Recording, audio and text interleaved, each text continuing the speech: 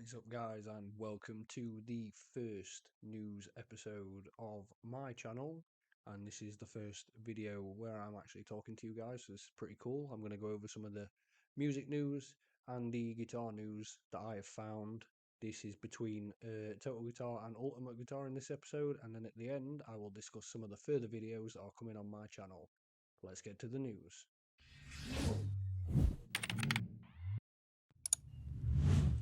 So, in our first bit of news, The Offspring are working on the new album and hoping to debut a single in 2023.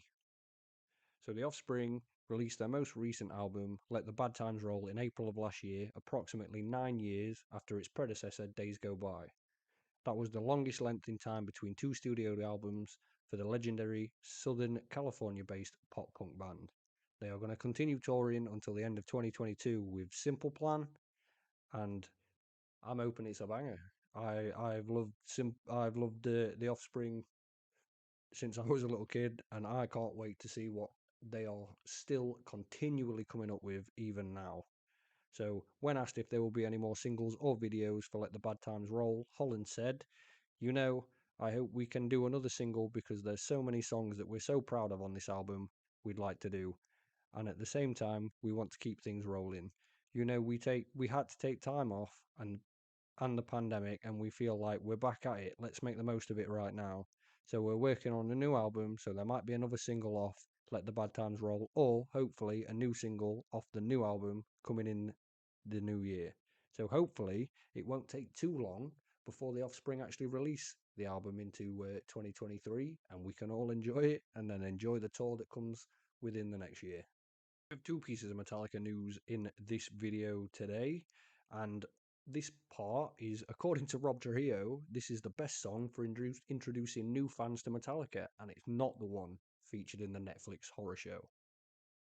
So Rob Trujillo recently named the song Disposable Heroes as the best gateway Metallica song, explaining that it's the perfect balance of what Trujillo called power groove. I kind of agree with him and I kind of don't. They have a lot more, I don't want to say mainstream songs, but they have a lot more songs where they could kind of feed you into Metallica more than Disposable Heroes. But he's not wrong. It is a good song and it's off a good album. So, I mean, we can't disagree with that. But speaking to Revolver in a new interview, the band's bassist Rob Trujillo doesn't think that the title track of the band's legendary 1986 LP should be the first thing that a prospective Metallica fan should listen to. Instead, he named Disposable Heroes from the same album as his pick, which he explains as follows. For me, that's pretty easy. Disposable Heroes off the Master of Puppets album, and the reason is because it's really, in a lot of ways, especially in metal, the perfect balance of what I call power groove. I liked that song before I even joined the band. I used to go running in the hills in Santa Monica Mountains to prepare for Suicidal Tendencies tours, which is his previous band, along with Ozzy Osbourne, before he joined Metallica for the Saint Anger. If you've seen Some Kind of Monster, I have 3 or 4 cassettes that motivated me. One of them was Master of Puppets, and then like Rain in Blood and Ride the Lightning were in there too. And that's how I really dissected and discovered Master of Puppets. Disposable Heroes has that groove that leans more in that sort of headbanging kind of funky zone. Slayer has that too, with certain songs, and then at the same time it shifts gears and you get that speed in there, which, as we know from older Metallica albums compared to some of the newer ones, the songs were super long, which gave plenty of time for them to be doing this kind of thing. It's very well crafted and has a little bit of everything. Well, it's not even a little bit, it's got a lot of everything. It's always one of my go to classic Metallica songs. Now I know that people call it a deep cut, but Disposable Heroes would be my go for broke Metallica classic song right there because it has everything. I'll be interested to know what your Metallica song would be if you were introducing someone to the band for the very first time. I think mine would probably be Fuel because it's got an absolute amazing groove to it. The lyrics are easy to sing along to, you can really headbang to it, and I think it's an absolute banger. But leave down in the comments what you think. On to our second piece of Metallica news. Metallica announced a special concert with only songs off the first 2 albums. This is a tribute to the late Megaforce Records founder Johnny Zazula and his wife. Metallica have announced a special show to pay tribute to the late Megaforce Records founder Johnny Zazula, who passed away earlier this year, and his wife Marcia, who died in 2021. Condolences. Obviously. They founded Metallica. They are legends. Set for November the 6th at the Hard Rock Live at the Seminole Hard Rock Hotel and Casino in Hollywood, Florida. The show will see the band only play songs that were on albums issued by Megaforce. As we all know, if you are a hardcore Metallica fan, Kill 'Em All, Ride the Lightning, and then they got picked up by a bigger label, but without Johnny Zazula, we wouldn't have Metallica. So old school fans rejoice as the set list will rely on entirely 1983's Kill 'Em All and its follow-up 1984's Ride the Lightning, Metallica's seminal first two records. Not only that, but the opening duties will be taken care of by new wave of British heavy metal icons Raven. Metallica issued the following statement about the event. Johnny gave us his first break in New York, released our first albums on his Megaforce Records label, and put us out on the road for the first real tour. With Marcia by his side, Johnny was a mentor, a manager, a label head, and a father figure to us all. We would not be where we are today without the two of them. Sadly, we recently lost both Johnny and Marcia just a little more than a year apart. We'll be cooking up a special set list for you full of songs from our days with Johnny and Marcia at Megaforce. Our main touring partner from that time, Raven, will be joining us to add to the celebration and bring back the memories. Head out to the Hard Rock Live and celebrate two heavy metal pioneers and champions with us. Now, if I remember correctly, and this is the poster that they've put up, so it is pretty cool and it's pretty old school. The way that they used to look, if you've ever seen an old Metallica concert poster. But as far as I know from what I've read, Johnny basically bankrupted himself to make sure that he could put out the Metallica record, and we can only thank him for his sacrifice. We really can. If you're attending this, leave us a comment down below. Let us know. Let us know if you're going to go to this show. So, now on to our first piece of guitar-related news. Gibson unveils a long-awaited Greenie Les Paul custom shop replica.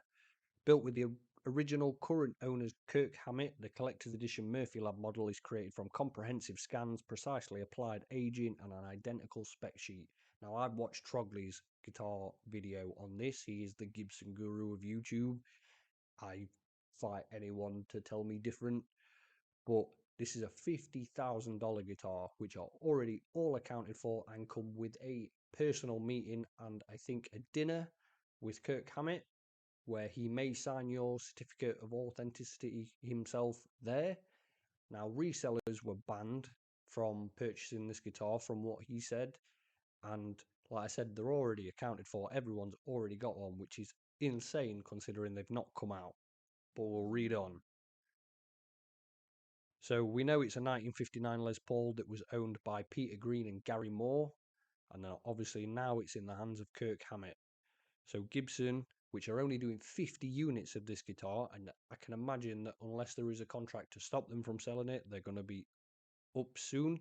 You could only go and pick them up from Gibson Garage, which is Gibson's special shop that you can visit Gibson's YouTube and they'll show you around it. So Peter Green used it throughout Fleetwood Mac, and then obviously Gary Moore had it.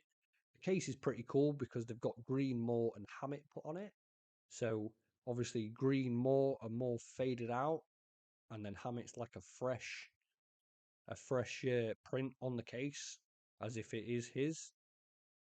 But Green had it in Fleetwood Mac, later sold it to Moore, with the Northern Irishman using it for 3 decades in Thin Lizzy, and as a solo artist, who in turn passed it on to Metallica's Kirk Hammett, the Axe's current keeper, which if you've noticed Kirk Hammett using this live, it's one of the only guitars that he hasn't put EMGs in. So we'll keep reading. Safe to say, the well-worn Les Paul has picked up a fair amount of wear and tear over the years, and its wear and tear, the newest collector's edition model, aims to precisely recreate right down to the most minute scratches, which is insane to think that Gibson can actually do this. and Tom Murphy can sit and age these guitars so it looks exactly like Kirk Hammett's current version, which is just ridiculous. So it's going to be 22 fret, a nylon nut, trapezoid inlays, and other touches that include a sparsel tuners and an artfully aged headstock. They will have an ABR1 bridge like the original, lightweight nickel stock bar tailpiece, 2 true historic gold control knobs, and further 2 true historic gold knobs with silver inserts. So the electronics department, meanwhile, 2 custom greedy pickups make the cut and have been honed in an effect to capture the original's exact tone. Of course, the reverse mounted neck humbucker, if you didn't know it was reverse mounted, features a flipped Alnico 2 magnet with the control circuit featuring bumblebee capacitors and vintage audio taper pots.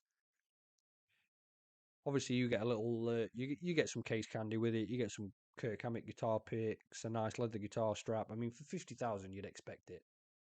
You just would. And along with the special evening, you'll be meet you'll meet Gibson's leadership team. You'll get to go around the Gibson garage, see the Gibson vault, which if you haven't, go check out Gibson's YouTube because they will show you inside the vault, and that is a special place. And you'll get to visit the custom shop where this thing is made. So I mean, if you're one of the lucky people that have managed to get one of these absolutely amazing guitars, credit to you. On to our second piece of guitar news. Harley Benton expands sub $220 guitar range with a stealthy JA baritone and a classic TE69 thin line models.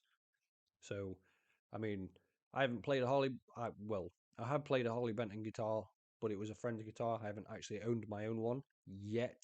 It will be coming. But the 30-inch scale offset weighs in at just $196 and looks to be Benton's version of a cult classic Squier vintage modified baritone Jazzmaster. So if you didn't get a Squier baritone Jazzmaster and you want one, you love the baritone guitars, this might be one for you to check out. Champion of the affordable guitar gear, Harley Benton has hit another home run with unveiling 2 all-new electric guitars, the vintage TE69L Tele style, which is more my style, and the black JA baritone. It's the latter guitar that is going to be particularly appealing as it looks to be Benton's own take on the discontinued Squier vintage modified baritone Jazzmaster, a cult classic popularised by UK metal outfit Loathe. I think I'm saying that right. I'm sorry if I didn't. That became one of the most valuable Squier guitars of all time. So, I mean, I've looked through a lot of Harley Benton stuff and it is insanely cheap because they are specifically only really sold through Thomann in Germany. The only thing that's put me off ever ordering one before is it coming from Germany. I don't like to have guitars posted to me. I prefer to go and pick them up. But I am very tempted to go get a Harley Benton at some point in the future. So, currently the cheapest Harley Benton baritone on Thomann is its closest competitor at $241, which is the Baritone 7 SBK. The JA baritone couldn't get more stealthy if it tried. The gloss black finish is strapped to a poplar body, which is complemented by a dark purple heart fingerboard, black pickguard, and black hardware. It's got a 30-inch scale, bolt-on Canadian flame hard maple neck, 21 medium jumbo frets, ornate block inlays, and an oddly specific 12.008-inch radius. That is oddly weird. As well as WSC hip shop style hardtail bridge and vintage style tuner. Capping off things is 2 P90 pickups, which can be homed using the 3-way switch and the master volume and tone parameters and a gnarly offset body shape. I do like the Jazzmaster shape. I would definitely own a regular one. I don't really play baritones. I tend to just tune my regular guitars down, so that may be a mistake by me, to be fair. But the one that I may be more interested in and I might pick up in the future is this thin line Tele. So joining the above is the TE69TL, a far more vintage-inspired offering that combines a semi-hollow ash body, bolt-on caramelized Canadian maple neck, and a 22-fret maple fingerboard onto what is arguably Harley Benton's best-looking TE model to date. Now, I quite like the Paisley one, if you've ever checked out the Harley Benton models, but I kind of agree with these guys. You can't argue that that is not a pretty Telecaster. The spec sheet also has room for a hardtail bridge and diecast tuners, with the electronic department featuring two Roswell Alnico single coils, a three-way selector switch, and a master volume and tone control knobs. Due to its thin line construction, the TE60 TL, was it not called the T69 TL? They've made a mistake on this one. Seeks a supply a silky, responsive playability with its natural ash finish and light wood aesthetics, aiming to pair such sounds as a suitably old school vibe. This telly makes me want to just buy it and play Tom Petty songs because it's just how it looks. It's beautiful. They've picked some amazing wood, although it would be nicer if it was a bit more book matched. But then, I mean, are you going to get a book matched guitar for the price? If you've had a Harley Benton guitar and you think it's good, bad, mediocre, you've had terrible experiences, good ones, let me know down in the comments below. So, you may or may not have seen these advertised, and I am so looking forward to hearing these properly because I do love the Blackstone Cherry sound that he gets from his PRSs, but Bare Knuckles' new Chris Robinson signature Peacemaker humbucker aims to clarify and firm up the high end of your tone. The Blackstone Cherry's guitarist's new signature pickup set is PAF voiced and looks to deliver vintage and hot tones across the board. Now, I don't know what you think of actually having the piece design on there. I think it looks cool as a showpiece, but in a guitar maybe not so much. It's not for me. I prefer a plain looking pickup, so I'd probably just have a nice chrome version. But Blackstone Cherry vocalist and electric guitar player Chris Robinson has joined forces with bare knuckle pickups to create a new signature humbucker, the Peacemaker. The Peacemaker is a PAF voiced humbucker that aims to deliver vintage and hot tones across the board and is powered by isotropic Alnico 5 magnets and bare knuckles custom hand wound coils. So you know these aren't going to be cheap. They're going to be excellent, but not cheap. The bridge booker is said to be firm and controlled with enough drive to saturate your sound under heavy gain without sacrificing that mid-range definition and dynamic headroom. The neck humbucker, meanwhile, is voiced to be fat and juicy in the highs, with a touch of bite for optimal lead tones. The bridge and neck humbuckers are calibrated to work as a match pair. So, although they're probably going to sell them as separates because most humbucker companies or most pickup companies do, they're saying that realistically you should have them together. I mean, they are pretty and they've put a lot of effort into that design, but if you're like me and you play quite aggressive, it's not going to be long before that your pick's wearing that off and it looks a bit tatty. But this is what Chris Robinson has said. The thing I really love about these pickups, along with the clarity, is how round and full the upper registry notes still stay. Robinson said of the Peacemaker set in the press release, the highest strings when you're taking lead lines or even just chiming through chord, those notes stay right there and poke their chest out just as much as the lower strings. So, I mean, we know bare knuckle pickups aren't cheap. They're a boutique company. They don't mass produce. So I can't wait to see how these actually sound. And on to our last piece of news, and it comes from Epiphone. And Epiphone unveil a low-cost version of Tony Iommi's iconic signature SG Special. Powered by two Epiphone Pro P90s and sporting a classic vintage sherry finish, this is the most affordable, which it is, unless you can afford a Gibson, take yet on the Sabbath guitarist's legendary Monkey 64 SG Special. So if you've seen any of the news about the guitar, you know that Gibson remade this guitar. Gibson even got permission to make the sticker that he has stuck on it, but it's debatable for regular people like me whether this is an affordable guitar or not. Last summer, Gibson unveiled the Artist Collection edition of Tony Iommi's SG, which they did, and it's Awesome. A more affordable version of the ultra limited edition custom shop run of the guitar that was released in 2020. It was based on Black Sabbath's guitarist Legendary Monkey 1964 SG Special. So Epiphone have unveiled their own take on the six string that is more affordable still, while retaining the trademark look of the guitars that birthed heavy metal. Undeniable.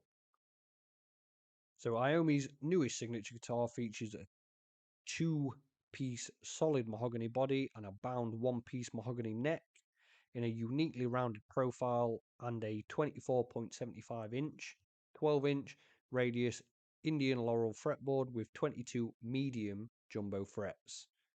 The SG is powered by a pair of chrome-covered Epiphone Pro P90s, as opposed to the Gibson's Artist Edition wax-potted P90s and the custom shop version of hand-wound pickups, if you are, rich AF, that controlled the same layout of three-way pickup switch and two pairs of volume and control knobs. Like the Gibson Artist version, the Epiphone Iommi SG Special features Grover Rotomatic tuners, a multiply pickguard, Graphtec nut, and adjustable wraparound bridge. All hardware on the Epiphone is finished in nickel, as opposed to chrome, which was on the Gibson Artist counterpart.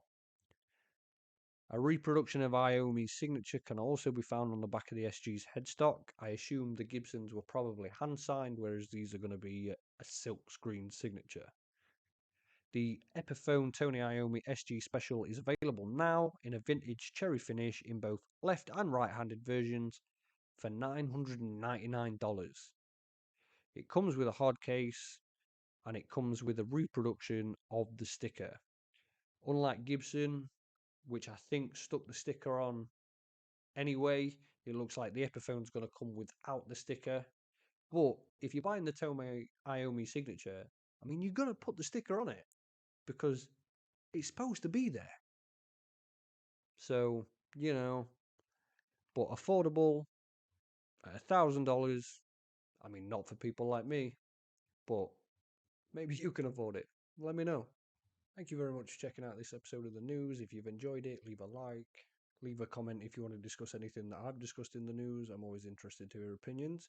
In the future videos coming up on this channel, we have a review on this super cheap pedal. I'm going to let you know whether I think it's actually any good or not for the price that I actually paid for it. I've got a cover of a Linkin Park song coming up, and I'm also talking about one of the guitars that I picked up super cheap that has become my new favourite. Check out these videos. I'll catch you in those.